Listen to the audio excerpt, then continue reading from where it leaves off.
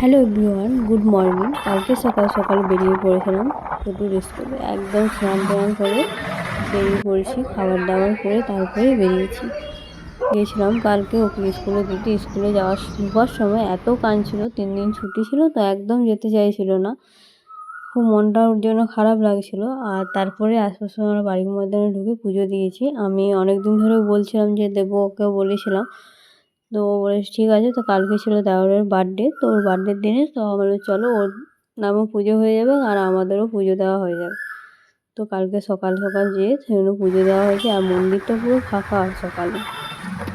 আমাদের চারিদিকে বসেছিল, ওকে ডেকে এনে আমাদের পুজো করিয়েছি। তারপরে আমরা বাড়ি এসেছি, বাড়িতে এসে রান্না করেছি। তো আমাদের সব ভিডিওটা তুলতে পারিনি, কারণ ছোটো বললাম না স্কুলে কাঁদছিল, মনটা আমার ওইদিকেই পড়েছিল। এসে কিছু রান্না করে তারপরে আমি আবার ওকে আনতে যাই। আর প্রচণ্ডকার রোদ ছিল বলে পুরো মাথাও ধরে গেছিলো। তারপরে বিকেলে বলেছিলাম খাবার করবো, কিন্তু আমি দেওর বললো না, আজকে খাবার করতে হয় না, বাইরে যাব চলো। তো খাবার আমাকে বাইরে গেল করতে হয়, পাওয়ার জন্য করে দিয়েছিলাম রুটি সবজি, আর পায়েসটা বাড়িতে করেছিলাম, যেটা ভিডিও করা হয়নি। তারপর আমরা এখানে সামনে একটা রেস্টুরেন্ট আছে, এটাতে গিয়েছি। তো আমাদের রাত্রেবেলায় খাওয়া দাওয়াটা ওইখানেই করেছি, একটু সময় আর তারপরে খাওয়া।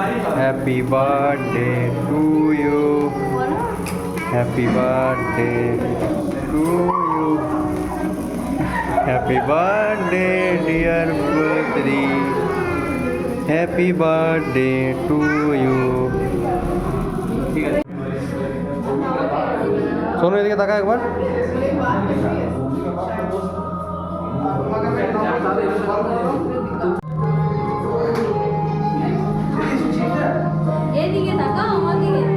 তাকা। ও এত চঞ্চল, মানে শান্তভাবে বসতেও পারে না। আর মানে ওকে যে বলছি ফটো তুলে তাকাবো না, ও খুব বদমাইশি করে। কালকেও খুব বদমাইশি করেছে। কালকে যখন টিউশন থেকে আসছিল তখন একটা কথা বলে একটা দোকানে ও বলছে চকলেট নেবো, আমি বলছি বিকেলে তো আমরা যাবো, তখন চকলেট নিতে হয় না। ও তখন খুব জেদ করছে আমি নেবই। তো ওইখানে দোকানের লোকটা বলছে খুব শান্ত না ছেলেটা। ছোটকু বলছে হ্যাঁ আমি খুব শান্ত মা, বলে হ্যাঁ তুই খুব শান্ত।